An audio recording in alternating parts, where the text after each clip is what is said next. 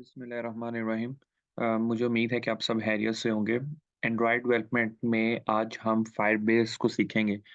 इससे पहले ट्यूटोरियल में हमने फायरबेस को कनेक्ट करना सीखा था कि how to connect Firebase with Android application. हम कैसे एंड्रॉयड एप्लीकेशन को और फायरबेस को आपस में कनेक्ट करते हैं।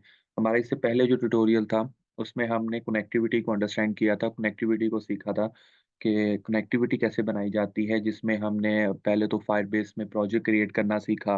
फिर हमने एंड्रॉयड स्टूडियो में आके तो फायरबेस को कनेक्ट किया, उसकी डिपेंडेंसीज़ को ऐड किया। फिर हमने जेसन की लाइब्रेरी को इंस्टॉल करना सीखा और एंड्रॉयड में उसको लाइब्रेरी को ऐड करना सीखा। तो इस तरह हमारा कनेक्शन बन गया। मैं आपको अगेन दिखा देता हूँ कि टूल में पहले हम जाते हैं और यहाँ पे हम फायरबेस पे क्लिक करते हैं और रियल टाइम डेटाबेस और दिस वन हम देखें यहाँ पे हमारे पास कनेक्टेड आ रहा है और डिपेंडेंसीज़ भी बिल्कुल ओके हैं। इसका मतलब है कि हमारा जो डेटाबेस है, फायरबेस है, वो बिल्कुल कनेक्ट है हमारे एंड्रॉयड स्टूडियो के साथ। अब मैं आपको एक दफ़ा अपना फायरबेस भी दिखा देता हूँ। तो ये हमारा फायरबेस का डैशबोर्ड है जहाँ पे हमने एक डेटाबेस डेटाबेस क्रिएट कर रखा है और वो डेटाबेस जो है वो रियल टाइम डेटाबेस है। तो स्टूडेंट्स आज हम यहाँ से आगे कंटिन्यू करेंगे। यहाँ तक हमने लास्ट ट्यूटोरियल में काम किया था। अब आज हम क्या करने जा रहे हैं, आज हम एक एडिट टेक्स्ट लेंगे जहाँ पे हम कोई भी टेक्स्ट एंटर करेंगे और एंटर करने के बाद हम एक बटन लेंगे और उस बटन पे हम एक्शन लिस्टनर लगाएँगे। जैसे ही हम उस बटन पे क्लिक करें तो हमारे पास जो एडिट टेक्स्ट के अंदर या टेक्स्ट हमने जो एंटर किया हो या कोई भी फ़ील्ड के अंदर हमने कुछ लिखा हो, कोई नेम या कोई भी चीज़ लिखी हो, तो वो हमारे रियल टाइम डेटाबेस में यहाँ पे वैल्यू आके रिप्लेस हो जाए। जैसे ये वैल्यू लिखी हुई है, तो यहाँ पे भी ये बिल्कुल एम्प्टी है। तो जैसे ही हम वहाँ पे वैल्यू लिखें, एंटर करें और ऐड टू फायरबेस डेटाबेस या फिर हम सबमिट पे क्लिक करें या फिर बटन पे क्लिक करें, तो वो वैल्यू यहाँ पे आ जानी चाहिए। तो गाइज़ ये आज हमने काम करना है। तो ये कैसे बना है डेटाबेस सारा और ये कैसे क्रिएट हुआ है, ये सब कुछ हमने प्रीवियस ट्यूटोरियल में डिस्कस कर रखा है। अगर आपको इस ट्यूटोरियल को अच्छे तरीके से समझना है, इस टॉपिक को अच्छे तरीके से समझना है, तो आपको इससे पहले ट्यूटोरियल ज़रूर देखना चाहिए और उसको अंडरस्टैंड करना चाहिए, देन आप इसको अंडरस्टैंड कर पाएँगे आसानी से। तो गाइज़ हम मूव करते हैं आगे। तो फर्स्ट ऑफ ऑल मेरे पास एंड्रॉयड एप्लीकेशन में आते हैं, तो एक जावा एक्टिविटी है और एक एक्सएमएल एक्टिविटी है। एक और जावा क्लास हमने बनाई हुई है, फिलहाल अभी इसको हम स्किप कर देते हैं और देन हम 2 हमारे पास एक मेन एक्टिविटी है और एक एक्सएमएल एक्टिविटी है। तो फर्स्ट ऑफ ऑल यहाँ पे मैं एक एडिट टेक्स्ट लेता हूँ। लीनियर लेआउट मैंने लगाया है और लीनियर लेआउट को ही हम रहने देंगे और मैं यहाँ पे एक एडिट टेक्स्ट लेता हूँ। एडिट टेक्स्ट लेने के लिए इसको मैं क्लोज़ कर देता हूँ और यहाँ से मैं एडिट टेक्स्ट लेता हूँ डिज़ाइन में और प्लेन टेक्स्ट और यहाँ से जैसे ही कॉपी किया मैंने और इसको यहाँ पे पेस्ट कर दिया और एक बटन लेता हूँ। बटन ये बटन भी ले लिया मैंने। ओके, ये बटन भी आ गया। तो ये भी हॉरिज़ॉन्टली आ रहा है, तो मैं इसको वर्टिकली कर देता हूँ ताकि मेरे लिए इसको वर्टिकल करने का एक और तरीकाकार है, हम स्प्लिट में चलते हैं। तो यहाँ पे हम एक कमांड दे देते हैं ओरिएंटेशन, यानी कि जो पेज की ओरिएंटेशन हो, वो क्या हो जाए, वर्टिकली हो जाए। तो अब आप देखें तो आपके पास कुछ इस तरह का बन गया, लेकिन ये अभी भी ठीक नहीं है। हम इसको मज़ीद बेटर करते हैं। तो हम इसकी जो विड्थ है, उसको अ, ओके हम विड्थ को यही रहने देते हैं, इसका जो वेट है उसको यहाँ से ख़त्म कर देते हैं, तो ये बिल्कुल एक्यूरेट अपने साइज़ में आ जाएगा। इसी तरह हम यहाँ पे बटन में भी वेट आ रहा होगा, इसको भी ख़त्म कर देते हैं, तो ये बिल्कुल एक्यूरेट में आ जाएगा जैसा कि हमें चाहिए। तो अगर मैं आपको इसका व्यू दिखाऊँ तो ये आ गया, ऊपर टेक्स्ट नेम आ गया और नीचे बटन आ गया, गॉट इट? तो इसी तरह ये हमने एक एडिट टेक्स्ट ले लिया है और ये हमने एक बटन ले लिया है। मज़ीद आप इसको एडिट कर सकते हैं, इसको सेंटर में लेके आना है या आप एडिट टेक्स्ट को सेंटर में लेके आना चाह रहे हैं, बटन को सेंटर में लेके आना चाह रहे हैं या फिर आप चाह रहे हैं ये पूरी विड्थ में आ जाए, तो हम सिंपल उसके लिए क्या करेंगे यहाँ पे मैच पेरेंट कर देंगे। मैच पेरेंट तो वो देखें पूरा मतलब क्या है विड्थ में फुल स्क्रीन पे आ गया, तो मैच पेरेंट हो गया। इसी तरह बटन को भी आप करना चाह रहे हो तो बटन को भी कर सकते हैं। तो हम इसकी विड्थ को भी मैच पेरेंट कर देंगे, ठीक है दिस वन। तो यहाँ पे हमने इसको भी मैच पेरेंट कर दिया, ठीक है। बहरहाल इसके टेक्स्ट में हम लिख लेते हैं कि ये एक ऐड बटन है जिस जो क्या करेगा डाटा फायरबेस में डाटा को ऐड करेगा। Add data to Firebase.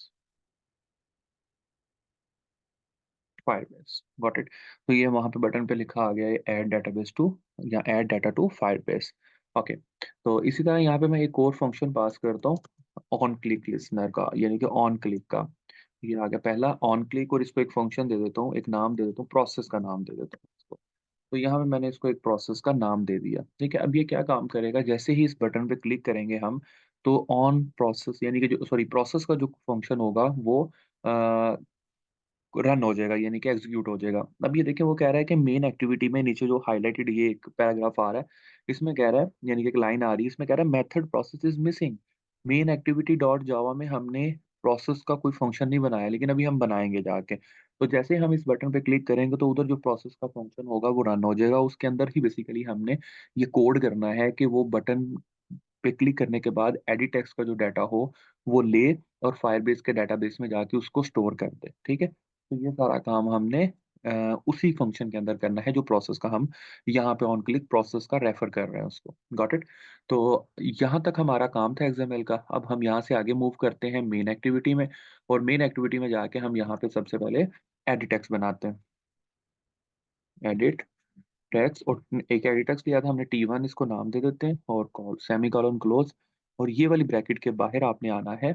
ये वाली पहली जो ब्रैकेट है प्रोटेक्टेड वाइड की, उसके बाहर हम यहाँ पे आके एक फंक्शन बनाएंगे पब्लिक, और इसके बाद हम आगे उसका नाम लिख देंगे जो कि हमने वहाँ पे फंक्शन बनाया है। तो फंक्शन क्या था, सॉरी पब्लिक वाइड कर लें पहले, public wide process, okay, bracket and view, और व्यू, और अब हम इसकी ब्रैकेट लगा देंगे। तो ये हमने फंक्शन भी इनिशियलाइज़ कर दिए, यानी कि डिक्लेयर कर दिए। तो अब हमारा फंक्शन भी डिक्लेयर हो चुका है, जो कि हमने उस बटन के उधर-उधर लगाया था फंक्शन। ओके, अब जो भी है हमने कोड इसके अंदर करना है। क्या कोड करना है गाइस कि एडिट टेक्स्ट में जो डाटा है, वो बटन पे क्लिक करने के बाद हमारे रियल टाइम डेटाबेस में स्टोर होना चाहिए। Got it? तो अब यहाँ पे हम क्या करते हैं, हम यहाँ पे फर्स्ट ऑफ ऑल इनिशियलाइज़ेशन कर देते हैं टेक्स्ट की, एडिट टेक्स्ट की T1 equal find by view ID, और R dot ID dot edit text कौन-सा था, ये 15 वाला, एडिट टेक्स्ट डॉट 15, यानी कि जो नाम उधर हमने रखा हुआ है, तो जो हमने उधर नेम, उसी को हम यूज़ करते हुए okay, now move to next, और अब नेक्स्ट हम क्या करेंगे, हम यहाँ पे एक फायरबेस डेटाबेस को जो है उसका फंक्शन बनाएँगे, सॉरी फंक्शन नहीं, उसकी बिल्ट इन फंक्शन होता है, उसको यूज़ करेंगे। फायरबेस, हाँ, ये सेकंड नंबर पे आ रहा है, फायरबेस डेटाबेस। इसका एक वेरिएबल बना देते हैं डीपी इक्वल, और देन हम इसको Firebase again database dot gate instance पहले ही आ रहा है, तो गेट गेट इंस्टेंस और देन क्लोज। अब क्या हो रहा है, ये बेसिकली बिल्ट इन फंक्शन होता है फायरबेस डेटाबेस का, तो हमने इसका एक वेरिएबल बना लिया डीपी, इसको हम आगे यूज करने वाले हैं। ओके, नेक्स्ट लाइन पे आते हैं, डेटाबेस रेफरेंस, डेटाबेस रेफरेंस करना है हमने, इसको रेफर करना है, एक वेरिएबल बना लेते हैं, इसका रूट नाम से हमने बना लिया इक्वल, और देन उसके बाद हम डीबी डॉट गेट रेफरेंस कर देंगे तो दिस वन, ठीक है, और सेमीकोलन क्लोज। ओके, ये भी हमने बिल्ट इन कोड होता है, इसको हम एज इट इज ऐसे ही करना होता है, database reference root is equal to DB dot get reference. Okay, next move करते हैं, तो अब बेसिकली हमने उसे पाथ देना है, उसे समझाना है कि जो टेक्स्ट व्यू में लिखा है वो डाटा रियल टाइम डेटाबेस में जाके स्टोर कर दो। ओके, अब रियल टाइम डाटा पे रूट का जो वेरिएबल हमने बनाया था उसी को यूज़ करते हैं हम, डॉट सेट वैल्यू, और देन उसके बाद हम इसी की ब्रैकेट के अंदर करेंगे T1, जो T1 वाले एडिट टेक्स्ट में जो डाटा है डॉट वो गेट हो, गेट टेक्स्ट गेट हो, और किधर चला जाए, किस फॉर्म में गेट हो, स्ट्रिंग की फॉर्म में, तो टू स्ट्रिंग, तो वो सेट हो जाए किधर, रूट में, और रूट किसको रेफर कर रहा है, डेटाबेस, और डाटा रूट किसको रेफर कर रहा है, डीबी को, डीबी क्या है, फायरबेस डेटाबेस। Got it? तो इस तरह इसकी एक हायरार्की बन रही है, तो ये एरर खत्म करने के लिए यहाँ पे लास्ट पे मैं सेमीकोलन लगा देता हूँ। ओके, और उसके बाद T1 डॉट सेट टेक्स्ट, और इसको मैं एम्प्टी कर देता हूँ। ठीक हो गया? ओके, आगे चलता हूँ, यहाँ तक हमारा काम हो गया है, जो हमने काम करना चाह रहे थे हम, वो काम हमारा हो गया है। लेकिन हम एक टोस्ट लगा देते हैं कि जब ये काम हो जाए तो लिखा आ जाए ये भी इंसर्टेड, या योर डाटा सक्सेसफुली इंसर्टेड। तो इस तरह का हम एक कोई टोस्ट लगा देते हैं। तो toast this one dot make make text, okay, get application context, comma, और कॉमे के बाद हम जो भी हमने करवाना है, शो करवाना, लाइक मैंने शो करवाना है कि इंसर्टेड, तो इंसर्टेड आ गया। और देन उसके बाद कॉमा, और फिर toast, toast dot length long, और dot show. Okay, that's it. तो यहाँ तक हमने जो भी काम हम करना चाह रहे थे, वो हमने सारा काम कर लिया है, ठीक है? तो हम इसको एक दफ़ा रन करते हैं अब। मैं कनेक्टिविटी बनाता हूँ अपने मोबाइल के साथ। आप एमुलेटर भी यूज़ कर सकते हैं, लेकिन मैं मोबाइल को प्रेफ़रेंस कर देता हूँ। तो मैं मोबाइल को कनेक्ट करने के बाद इसको रन कर देता हूँ। सो गाइज़, मैं इसको रन करने जा रहा हूँ।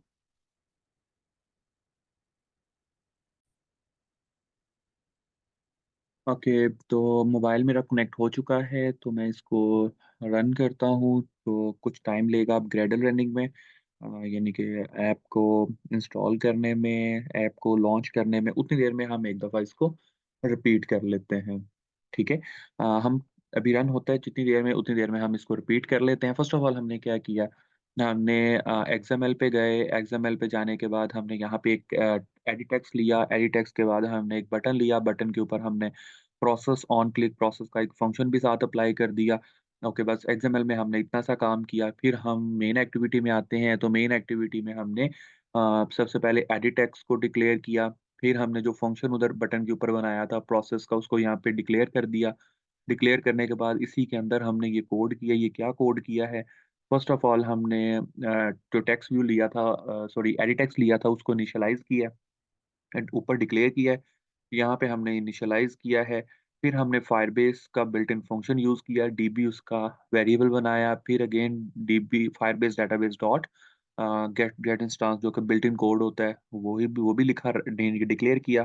फिर उसके बाद डेटाबेस रेफरेंस यूज़ किया और रूट का एक वेरिएबल बनाया जिसमें हमने डीबी को गेट रेफरेंस कर दिया। उसके बाद रूट सेट वैल्यू, कौन सी सेट वैल्यू, पहले टी1 के अंदर जो वैल्यू हो वो गेट करे, किस फॉर्म में, स्ट्रिंग फॉर्म में, और वो सेट वैल्यू कर दे किसमें, रूट में। रूट किसको रेफर कर रहा है, डीबी को। डीबी क्या है, फायरबेस डेटाबेस, यानी कि जो डेटाबेस में डेटाबेस क्रिएट हो, फायरबेस में डेटाबेस क्रिएट हुआ हुआ है, वहां पे जाके ये वैल्यू स्टोर हो जाए, कौन सी, जो एडिटेक्स में वैल्यू हो। सॉर्टेड, जैसे ही एडिटेक्स में यूजर वैल्यू एंटर करे और बटन पे क्लिक करे तो ये काम हो जाए, वो वैल्यू डेटाबेस में जाके स्टोर हो जाए। फिर उसके बाद सिंपल हमने क्या किया, एक टोस्ट लगाया है। टोस्ट का आपको बेहतर पता है, टोस्ट के ऊपर भी हमने ऑलरेडी ट्यूटोरियल बना रखे हैं कि टोस्ट क्या काम करता है। टोस्ट बेसिकली आपके मैसेज को शो करता है, कोई भी एक्शन परफॉर्म करने के बाद एक शॉर्ट मैसेज, एक शॉर्ट अलर्ट। तो इस तरह की जो चीज़ें होती हैं उसके लिए हम टोस्ट को यूज़ करते हैं। तो टोस्ट हमने यूज़ किया, इंसर्टेड लिखा उसके अंदर, जैसे ही हम बटन पे क्लिक करेंगे, हमारा जब ये मुकम्मल एग्जीक्यूशन हो जाएगी तो वो हमें एक शॉर्ट मैसेज शो कर देगा जिस पे लिखा होगा इंसर्टेड। सो गाइस, इसी हमारी एप्लीकेशन भी लॉन्च हो रही है बस चंद कुछ सेकंड्स में। फिर उसके बाद हम देखते हैं कि ये कैसे वर्क करती है, और हम उतनी देर में अपने डेटाबेस में चलते हैं, दिस वन। तो अभी मैं आपको दिखाऊँगा एप्लीकेशन रन होने के बाद कैसी दिखेगी। और जल्दी में बताती हूँ।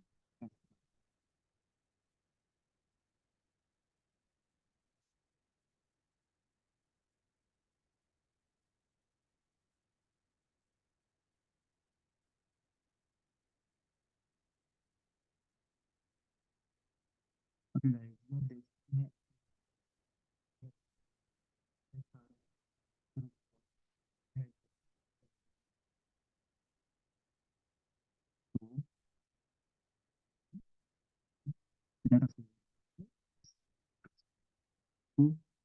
मैं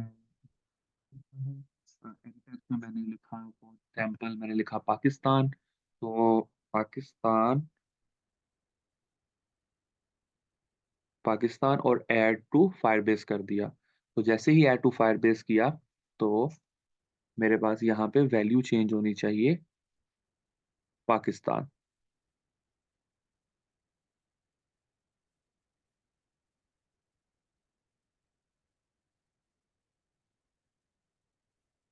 ओके, ये रनिंग में एरर आ रहा है तो मैं दोबारा इसको एक दफ़ा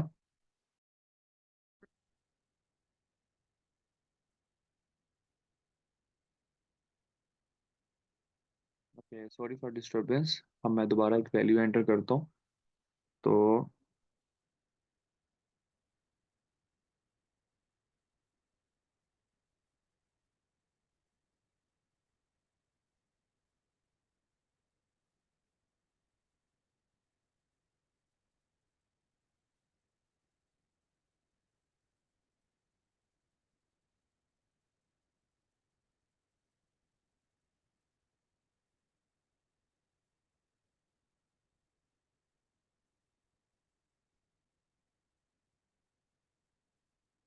कि ये रनिंग में प्रॉब्लम आ रहा है, मैंने इसको डिलीट कर दिया है बेसिकली। जब रन हो चुका था तो मैंने इसकी नल वैल्यू को डिलीट कर दिया था। हम इसको दोबारा रन करते हैं, तो फिर अगेन चेक करते हैं।